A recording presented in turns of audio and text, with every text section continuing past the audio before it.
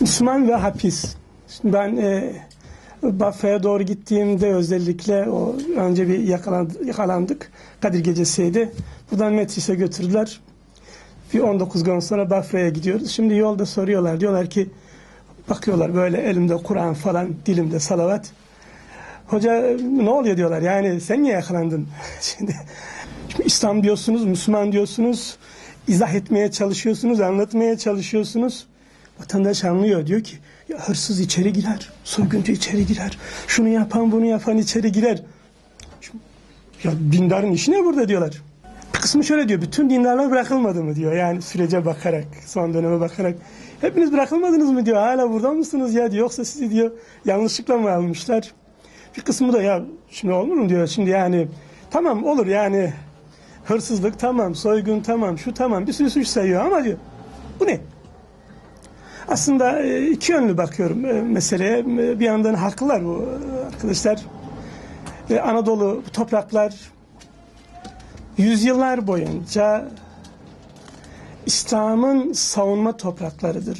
Ribatlardır buralar.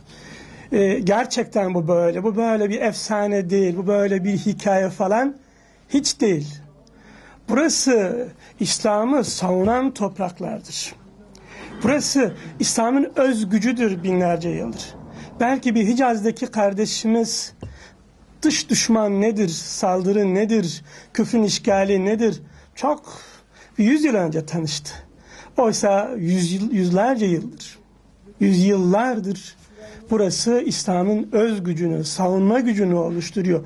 Ta Venediklere kadar bilmem Viyana kapılarına kadar gidiyor, bilmem Kırımlara kadar gidiyor, Kafkasya'ya kadar gidiyor. Gidiyor da gidiyor. Nerede bir yer varsa buranın insanı oraya doğru koşuyor. Burası İslam'ın coğrafyasıdır. Öz be öz İslam'ındır. Şimdi yüzyıllar boyunca İslam'a hizmet etmiş, İslam'ın olmuş, her zaman İslam'a güç katmış bir toprakta ondan sonra İslam'ı bir suç sayıp, dini bir suç sayıp insanları yakalamak, içeri götürmek, doğrusu hepimizin bunun üzerine düşünmesi gerekiyor. Cezayı verenin de düşünmesi gerekiyor.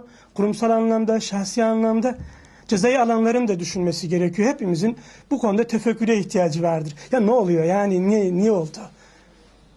Bu kadar neredeyse mukaddes diyebileceğimiz desek de asla yanılmayız. Bu topraklarda nasıl oluyor da biz İslam, dindarlık ve mahpusluktan bahsediyoruz. Yani burada dindarlığın böyle batılı terimlerle ifade edemeyeceğim, bazen dilim çevirmiyor ama bir güvenlik problemi haline getirilmesi, bir suç kategorisine indirilmesi çok anlaşılabilir bir durum değildir. Özellikle söylüyorum, ceza verenlerin de ceza alanlarında ceza almalara şahitlik edenlerin de herkesin bunun üzerine tefekkür etmesi lazım. Ya bu memlekette İslam bir güvenlik problemi olur mu? Dindar olanlar bir güvenlik sorunu teşkil eder mi? Böyle demir kapıların arkasına atılıp orada sakın ha kimseye dışarıya temas kurma, sen çok tehlikeli bir insansın deme noktasına gelinir mi? Onun dışında Batman cezaevine, Mardin'e, Diyarbakır'a, işte en son Erzurum'a gittik. Orada da çok sayıda insan var. Çok sayıda Müslüman var aynı zamanda. Onları da gördük ve en büyük problemin aslında özellikle Müslüman mahpuslar açısından bunu söylemem gerekiyor. En büyük problemin çoğunlukla genel bir ilgisizlik olduğunu, dışarıdan cezaevine yönelik olarak genel bir ilgisizlik olduğunu gözlemledik. Bizde bir yazışma kültürü maalesef çok ciddi bir şekilde oturmamış. Yazmıyoruz içeriye veya aile ziyaretleri çok kısıtlı kalıyor. Farklı yapıların, farklı cemaatlerin ya da farklı derneklerin bu anlamda bir zenginleştirme içerisinde hem cezaevi yazışmaları, hem cezaevlerine gidip gelme, hem cezaevinden gelen çeşitli akademik, ilmi, edebi veya işte fıkhi bir takım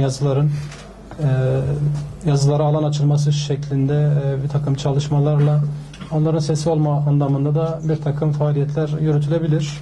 Doğru Haber'in bununla ilgili bir takım çalışmaları var cezaevi köşesi şeklinde. Bunları biraz daha yaygınlaştırmak gerekiyor. Ziyaretlerden en çok benim anladığım şey bu. Ciddi anlamda dışarıdan bir ses ihtiyacı, beklentisi var. İnşallah bu da bir şekilde gerçekleşir.